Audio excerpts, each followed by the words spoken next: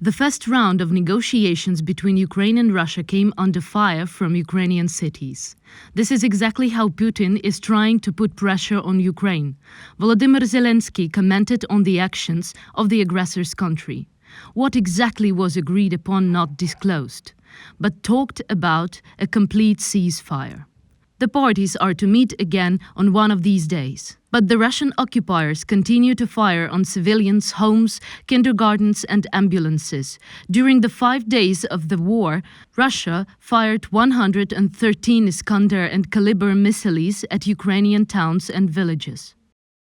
The President of Ukraine signed an application for Ukraine's membership in the European Union. The document has already been delivered to Brussels and registered. It should be considered in a special accelerated mode. Such an initiative of Ukraine was supported by 8 European countries at once: Poland, Lithuania, Latvia, Estonia, the Czech Republic and Slovakia. On the night of February the 28th to March the 1st, the Russian occupiers destroyed a military unit in the city of Okhtyrka, Sumy region. They were hit by artillery. More than 70 soldiers who defended the country from the enemy were killed. The building of the military unit turned into a ruin, and the bodies of the Ukrainian military continue to be removed. The Russian so-called liberators of the Ukrainian people are ruthlessly looting shops.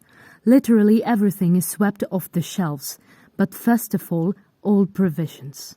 And there is a reason for that. The Ukrainian military received dry rations from the occupiers, and it turned out that Russia is preparing its soldiers with spoiled food.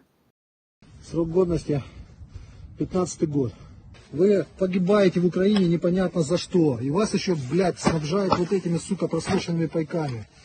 Матери российские, заберите своих детей отсюда. During the shelling of Kyiv, a resident of one of the sleeping areas of the capital went out on the balcony and began to play on the trumpet, the most significant composition of the country, the anthem of Ukraine, to the accompaniment of explosions in a deserted city. The brave man was supported in his own way by children who have been hiding from airstrikes in the capital's bomb shelter for more than a day.